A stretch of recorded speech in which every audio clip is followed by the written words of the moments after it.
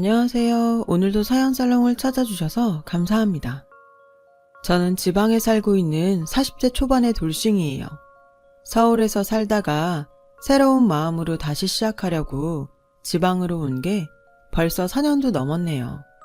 이제는 이곳 생활도 꽤 익숙해지고 많이 안정이 됐어요. 그래서 제가 이렇게 지방에서 조용히 살게 된 이유를 얘기하고 싶어서 사연을 보내게 되었어요. 저는 대학을 졸업한 뒤 평범하게 직장 생활을 하며 살았어요. 일에 엄청난 열정이 있었던 건 아니지만 나름대로 재미도 있었고 동료들과도 잘 지내왔어요. 평범했던 학창시절만큼 직장 생활도 무난하게 보냈던 것 같아요. 그러다 선을 보라는 얘기를 듣게 되었죠. 큰 숙모가 어찌나 강하게 밀어붙이던지 그 등살에 못 이긴 저희 엄마까지 나가서 차라도 한 잔 마시고 오라고 할 정도였어요. 큰 숙모는 여자가 나이가 차면 좋은 남자 만나 가정을 꾸릴 생각을 해야 한다며 고리타분한 말을 하셨어요. 저는 때가 되면 그때 생각해 보겠다고 했지만 도통 듣지 않으셨어요. 엄마는 손이 똥서가 옆에서 닥달을 하니 어쩌지 못하는 것 같았어요. 결국 저는 선자리에 나가게 되었죠. 원해서 나간 자리가 아니었기에 나도 모르게 내키지 않는 티를 냈어요.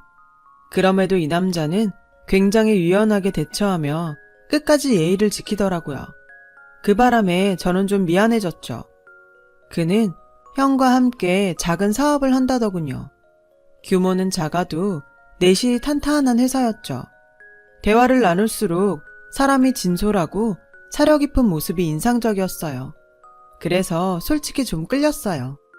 그날 이후 몇 번의 만남이 있었고 그는 제게 마음에 든다고 고백했어요. 내심 마음이 있던 저로서는 마다할 이유가 없었죠.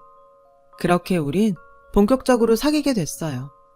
큰 숙모는 모든 게 자기 덕이라며 엄청 호들갑을 떨었어요. 엄마도 싫지는 않으셨는지 고맙다고 선물까지 하셨죠. 저희는 얼마 뒤 결혼까지 하게 되었어요. 한 3년 정도는 정말 평범하고 안정된 생활을 한 것 같아요. 그러던 어느 날 갑자기 문제가 터졌어요. 남편이 하얗게 질린 얼굴로 집에 와서는 그러더군요.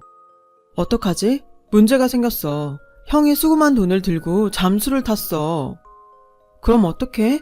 아이 가지려고 전원주택으로 이사까지 했는데 회사가 많이 어려운 거야? 집 때문에 은행에서 대출도 꽤 받았는데 회사가 어렵다고 하니 걱정이 됐어요. 남편은 경찰에 실종신고까지 냈지만 끝내 아주버님은 나타나지 않았고 회사는 결국 부도가 나고 말았어요. 아주버니의 실종신고를 하는 과정에서 알게 된 건데 남편과 아주버니는 이복 형제였더라고요. 시어머니가 시아버지와 사별을 한 후 아들이 있는 집에 재혼한 거더라고요. 그래서인지 시어머니는 아주버니에 대한 원망이 말도 못했어요. 남편도 마찬가지였고요. 하지만 문제는 지금부터가 시작이었죠. 경찰에선 아직도 아주버니 못 찾았대? 얼마나 더 기다려야 되는 거야. 사라지신 게 벌써 몇 달째냐고. 당신은 정말 회사 재정에 대해 모르고 있었던 거야? 직원들이 퇴직금 달라고 아우성인데 이러다가 빈털털이라도 되면 어떡해? 무슨 방법 없어? 형이 갈 만한 데는 경찰한테 다 알려줬고 은행이랑 마을 금고도 다 돌아다녀 봤어. 형이니까 믿고 맡긴 건데 이렇게 해먹고 숨어버릴 줄은 몰랐지. 최악의 경우 이 집도 팔아야 될지 몰라. 남편은 체념한 듯 말했어요. 그런 남편을 보니 이제는 정말 도리가 없다는 걸 알겠더라고요. 아무리 그래도 우리 집은 안 되지. 비관적으로만 생각하지 말고 뭔가 방법을 찾아봐. 결국 남편과 저는 싸움을 하고 말았어요. 결혼하고 제일 크게 싸운 날이었죠. 우리 부부는 서로 목소리를 높이고 싸우다 물건까지 집어 던지고는 결국 각방을 쓰게 되었어요. 수입 없이 마이너스 통장을 쓰고 있어서 불안한 마음에 더 그랬던 것 같아요. 그리고 얼마 뒤 저는 임신 사실을 알게 되었어요. 벌써 3개월째였어요. 아이가 생긴 게 기쁘기는 했지만 대놓고 좋아할 수만은 없었어요. 그런데 남편은 못마땅한 눈치더라고요. 당신, 아이가 생겼는데 기쁘지도 않아? 아무리 상황이 이래도 그렇게 기다리던 아이인데 너무한 거 아니야? 꼭 그렇게 싫은 티를 내야겠어? 참다 못한 저는 남편한테 화를 냈어요. 그럼 이 상황에 어떻게 좋아해? 당장 살 길이 막막한데 당신도 제발 정신 좀 차려. 그래도 우리 애는 아무 잘못 없잖아. 그렇게 막막하면 집에만 있지 말고 다른 일이라도 좀 찾아봐. 회사 그렇게 되고 당신은 뭐 했어? 돈 한 푼 안 벌고 방에만 틀어박혀서 세월만 까먹고 있었잖아. 그런 모습 보는 거 나도 정말 미치겠어. 이렇게까지 말하는데도 남편은 더 이상 아무 일도 하기 싫은 사람처럼 방에 틀어박혀서 술만 마셔댔어요. 저라도 나서서 뭔가 해야겠다는 생각에 여기저기 일자리를 알아봤지만 경단녀에 임신까지 한 저에게 일자리를 주는 곳은 없었어요. 그러는 사이 저와 남편은 눈만 마주치면 싸우게 됐고 시어머니까지 찾아와 저를 나무라시더라고요. 너는 남편한테 힘이 되지를 못할 망정 맨날 괴롭히고 잡아먹을 것처럼 구냐? 따지고 보면 너한테도 문제가 있어. 네가 나처럼 기술이 있었으면 왜 직장을 못 구했겠니? 시어머니는 당신이 과거 종합병원 수간호사였다며 자랑하곤 했었거든요. 그런데 저와 남편의 불화가 길어지니 매일 찾아와 귀에 박히도록 그 소리를 하는 거예요. 어머니, 제가 어머님처럼 간호사였대도 임신 중에는 직장을 구하기가 힘들어요. 누가 곧 애 낳으러 갈 사람을 쓰겠어요. 그러니까 저한테 이러실 게 아니라 저 사람한테 일하러 나가라고 하셔야죠. 어떻게 뱃속에 아이 가진 저한테 일 안 나간다고 뭐라고 하세요? 전 억울한 마음에 어머님께 소리쳤어요. 이 일로 시어머니는 펄펄 뛰셨고 저는 남편과 또 싸우게 되었죠. 결국 두 집안이 만나서 결단을 내는 분위기가 되었어요. 집에 오신 엄마는 남편을 보자마자 한 소리 하셨죠. 자네한테 실망이 이만저만이 아니야. 가장으로서 책임감을 가지고 극복해도 모자랄 판에 이게 뭐하는 짓인가? 홀몸도 아닌 애한테 돈 벌어오라고 등 떠밀 일이냔 말일세. 이러고도 맨날 술에 쩔어 살 겐가? 자네는 나중에 자식을 어떻게 보려고 그러나? 부끄럽지도 않아? 그러자 시어머니가 끼어들었어요. 내 아들이 일부러 그랬습니까? 얘는 속이 오죽하겠어요. 아무리 사위여도 자식이나 진배 없다는데 어떻게 그렇게 모진 말씀만 하십니까? 그런 말 한다고 상황이 나아집니까? 만나자마자 물 마시기 전부터 이게 뭐랍니까? 마음이 힘들고 불안할 때 힘이 돼주지는 못하고 이렇게 옆에서 긁어대니 누가 버팁니까? 하긴 이렇게 속만 벅벅 긁어대는 거 누구한테 배웠겠어요. 시애미가 있는데도 남의 아들한테 할 소리 못할 소리 다 하는데 지 남편한테 평소에 얼마나 짜증나게 했을 거야. 라고 했고 엄마는 지금 제가 뭘 보고 좋은 말을 하겠어요. 저 방 좀 보세요. 저게 사람 사는 방입니까? 돼지우리지. 저런 정신 상태로 앞으로 뭘 하겠어요. 그래놓고 남의 딸 탓하시는 건 경우가 아니죠. 그런데 그 와중에 남편은 하품을 하는 게 아니겠어요. 엄마는 화가 머리 끝까지 나셔서 자네는 내 말이 말 같지 않은 겐가? 자네 때문에 지금 이 사단이 났는데 하품이나 해? 맨날 술이나 퍼먹고 뭐 하는 일이 있다고 잠이 오나? 계속 이런 식이면 내 딸 데려가겠네. 태교가 얼마나 중요한데 뱃속에 있는 애가 뭘 보고 듣겠어. 아니 자기 아들이 이 지경인데 이 상황에서도 내 딸 보고 밖에 나가서 벌어오지 못한다고 하는 건 대체 무슨 경우인지. 그래놓고 아들만 감싸니 일이 해결되겠어요? 사돈도 정신 차리세요. 아들한테 좋은 소리만 해주길 바라셨나 본데 좋은 말 할 때가 따로 있죠. 저렇게 정신 못 차리는 아들 두고 제 딸 보고 기술없다 소리를 어디다 대고 하십니까? 안 되겠으니 앞으로 어떻게 먹고 살 건지 대책을 내놓으세요. 아니면 얘 데리고 가겠습니다. 엄마는 그동안 참을 만큼 참았다며 속에 있는 말을 다 쏟으셨고 집안 분위기는 점점 나빠지기만 했죠. 그런데 남편은 어슬렁어슬렁 부엌으로 가서 냉장고를 열고 소주병을 꺼내는 게 아니겠어요? 어찌나 부하가 치미는지 그만 남편을 확 밀치며 지금 제정신이야? 우리 부모님을 얼마나 우습게 알면 이런 자리에서 술병을 꺼내들어. 그래, 니들은 지져라. 나는 간다. 그거야? 어쩜 이래? 사람이 어떻게 이래? 라며 엉엉 통곡을 했더니 시어머니는 네가 감히 내 아들을 밀쳤어? 남의 귀한 아들을 네가 쳐? 라며 저를 확 미는 거였어요. 결국 아빠와 시아버지도 대판 싸우고 엄마 아빠와 함께 짐을 싸들고 친정으로 돌아왔어요. 저는 바로 변호사를 선임해서 이혼 준비에 들어갔고 법원에서 보자며 남편에게 서류를 보냈어요.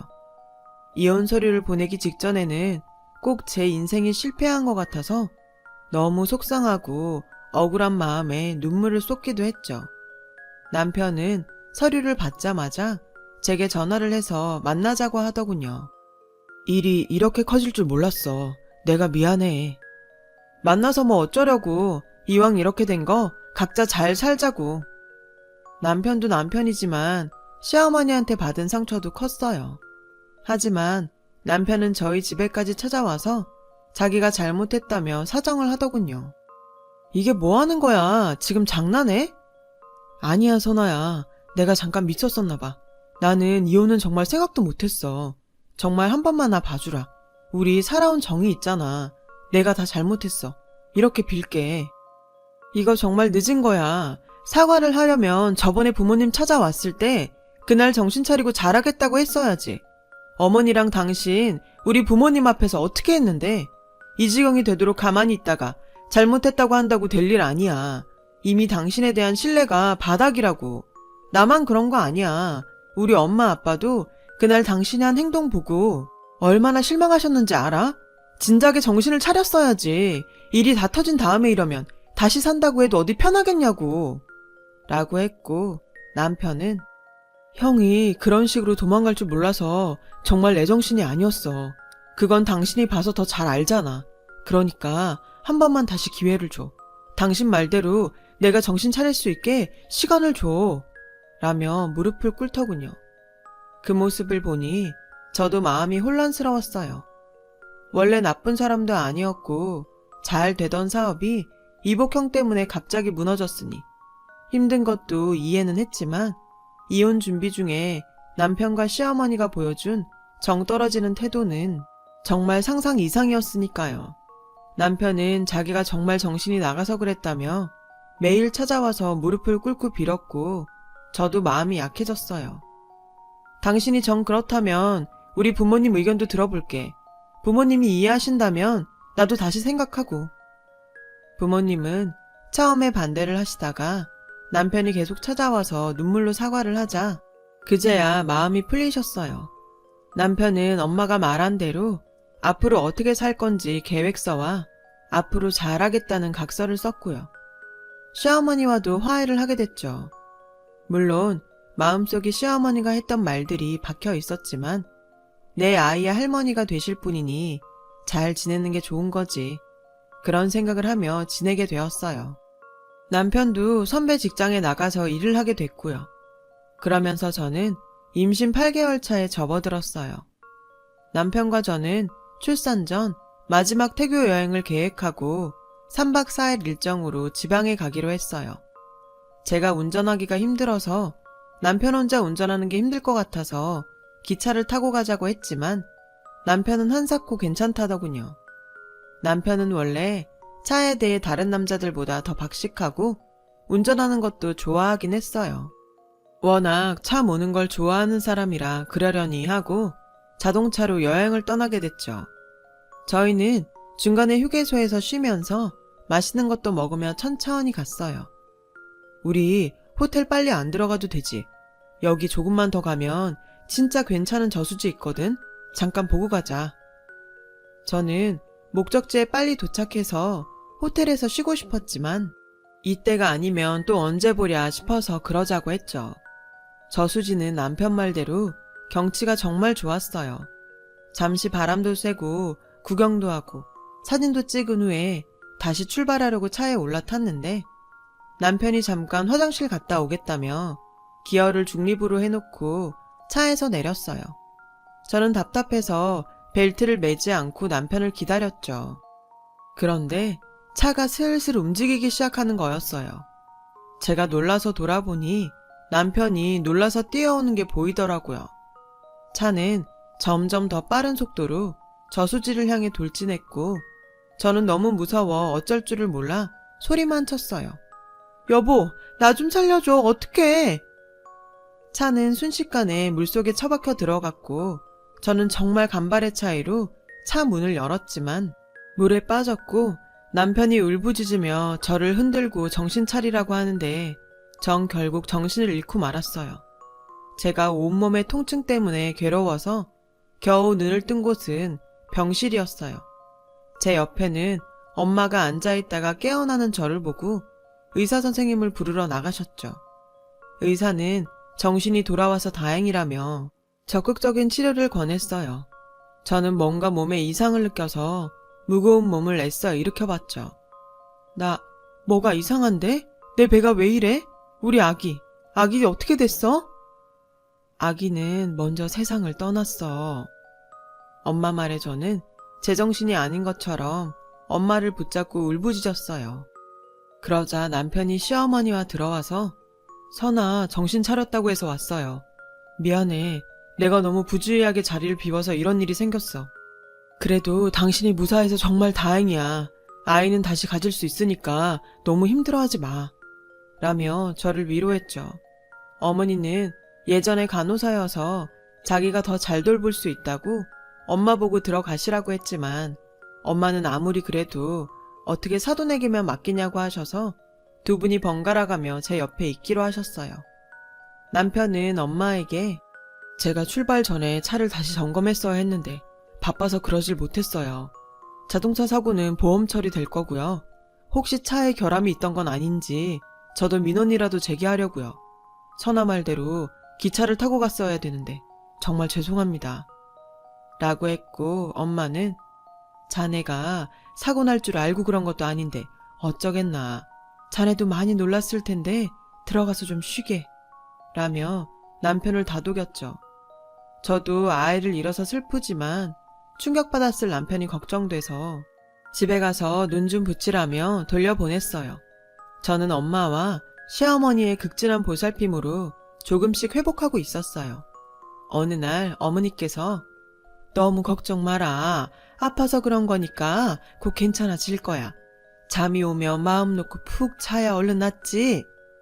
라고 하시는데 저에게 악독하게 퍼붓던 시어머니가 아니더라고요.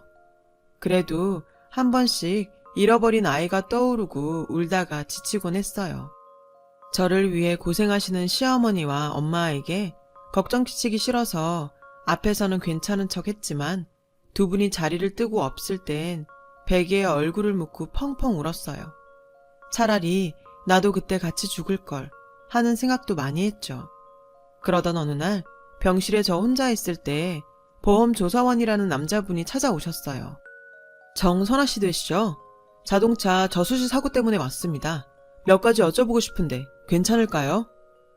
저한테요? 그 차는 제 남편의 이름으로 되어 있는데 왜 저한테 오셨어요? 그러자 조사원은 실은 저희가 조사를 하다가 정선아 씨가 남편분이 수령하는 생명보험을 드셨다는 걸 알게 됐거든요. 저희가 저수지를 직접 가봤는데 좀 미심쩍은 부분이 있었어요. 블랙박스 녹화도 안 되어 있던데 그건 알고 계셨어요? 생명보험은 결혼하기로 한 다음 남편이랑 같이 드렸어요. 블랙박스는 물에 들어가서 고장난 게 아니었나요? 저는 좋지 않은 예감에 가슴이 두근거리기 시작했어요. 네, 방수 처리된 거였고 고장이 나도 어느 정도 복구가 됐는데 녹화가 아예 안 됐더라고요. 정말 죄송한데 혹시 남편한테서 뭔가 미심쩍은 부분이 없으셨나요? 남편이 화장실 간다고 내렸는데 그리고 좀 있다가 차가 굴러가기 시작했어요. 정말 뭔가 이상한 건가요? 그럼 저한테 확실히 알려주세요. 제가 사정을 하자 보험조사원은 저수지에 저희 차를 세운 곳을 가봤는데 아주 미세하게 경사가 아래로 내려가는 지점이었다는 거예요. 저는 온몸이 덜덜 떨리기 시작했어요. 그 말이 사실이라면 남편은 일부러 중립 기어에 놓고 내린 거니까요. 저희도 계속 조사를 하고 있으니까 혹시 이상한 점이 발견되시면 저한테 바로 연락 주세요. 라며 보험조사원은 저에게 몸 조심하라며 신신당부를 했고 저는 머릿속으로 남편과 시어머니에 대해 다시 한번 정리해봤죠. 그러다가 제가 시어머니가 오실 때 유난히 졸리다는 걸 깨달았어요. 갑자기 간호사였던 시어머니가 무섭게 느껴졌어요. 나 모르게 뭔가 저지르고 있는 건 아닐까 하는 생각이 드니 두 사람의 모든 행동이 다 의심스러웠어요. 저는 맨날 울기만 할 게 아니라 진실을 알기 위해서라도 정신을 바짝 차려야겠다고 마음 먹었어요. 그리고 남편과 시어머니가 같이 오는 날이 됐어요. 저는 남편이 주는 물을 마시려다가 혹시나 하는 생각에 마시는 척만 하고 누워서 슬쩍 눈을 감았죠. 그랬더니 남편 목소리가 들리더군요. 의사가 검사하자고 하면 골치 아플 것 같은데. 그건 걱정 마. 엄마가 알아서 할게. 어차피 잠이 계속 늘었으니 다른 기저질환이 있다고 해도 이제 의심하지 않을 거야. 라고 시어머니가 말하자 남편은 그럼 오늘 양을 확 늘려 라는 거였어요. 저는 너무 이상한 예감이 들어서 눈을 떴어요. 시어머니가 제 링거에 무슨 주사약을 넣으려고 하더라고요. 저는 너무 놀라서 살려주세요. 여기 사람 죽어요. 라고 소리쳤고 남편은 그런 제 입을 틀어 막았어요. 저는 이대로 죽어선 안 된다는 생각에 발버둥을 쳤고 그 바람에 링거가 쓰러지고 시어머니는 주사기를 놓쳤어요. 남편이 어찌나 세게 입을 틀어막았는지 숨이 막혀서 어쩔 줄을 모르고 있는데 마침 엄마가 들어오셔서 그 광경을 보게 됐어요. 이게 지금 뭐 하는 겐가? 사돈은 지금 뭐 하세요? 그 주사기는 뭐예요? 여기요! 여기 누가 좀 빨리 와주세요! 엄마가 문을 열어놓고 소리치는 바람에 사람들이 몰려왔고 이 광경을 본 간호사들은 놀라서 청원경찰을 불러 시어머니와 남편을 끌어냈어요. 주사기에는 치사량의 마취제가 들어있다는 게 밝혀졌어요. 그리고 다음날 보험조사원이 증거를 찾아 경찰에 수사 요청을 했다는 연락을 해왔어요. 당시 저수지에서 휴대폰으로 동영상을 찍은 사람이 있었는데 그 동영상에 제 남편이 뒤에서 차가 굴러가는데 가만히 서 있더라는 거예요. 시어머니와 남편은 저를 죽이고 보험금을 타려고 했더라고요. 경찰 조사가 시작되면서 또 밝혀진 건 두 사람이 짜고서 이복형을 외딴 섬에 가둬놓고 실종 처리해서 나중에 보험금을 타려고 했다는 거였어요. 그 보험도 시어머니가 권유해서 든 거였고요. 이 모든 사실을 알게 된 저는 정말 소름이 쫙 끼쳤어요. 보험금에 눈이 멀어서 어떻게 가족들을 죽일 생각을 하는지 저로서는 도저히 상상이 되질 않았어요. 남편은 저와 결혼할 무렵부터 사업이 어려워졌고 그때부터 시어머니와 함께 회사를 일부러 부도내고 저랑 이복형을 이용해서 보험금을 탈 계획을 세웠다더라고요. 시어머니도 순순히 자백하고 반성문을 쓰면 감형이 될 거라는 걸 계산하고서 자기가 잘못했다며 판사한테 울면서 빈다는데 그 말을 들으니 더 화가 나고 치가 떨리더군요. 보험금 때문에 부모 자식도 몰라본다고 얘기만 들었지 저한테 그런 일이 생길 줄 꿈에도 몰랐죠. 이혼을 하고 모든 것을 정리한 후 다 잊고 싶은 마음에 그렇게 이곳에 정착을 했어요. 지나간 일이라서 담담히 쓰고 있지만 지금도 가끔 남편과 시어머니가 저를 쫓아오는 악몽을 꾸기도 해요. 제가 그 차 안에서 벨트를 매고 있었다면 차 문을 열고 나오지도 못했겠죠. 그 생각을 하면 아이가 저를 살려준 것 같아서 눈물로 밤을 지새우기도 한답니다. 아이와 생명을 맞바꿨으니 이제 좋은 일만 하면서 살려고 해요. 매일 감사하려고 노력하고 있고요. 제 사연 들어주신 분들 감사합니다. 여러분 모두 좋은 일만 있으시길 바랄게요. 그럼 오늘도 행복한 하루 되세요. 여러분, 사연 댓글에 응원과 현명한 조언 부탁드려요. 좋아요와 구독은 저에게 큰 힘이 됩니다. 오늘도 좋은 일 가득하세요.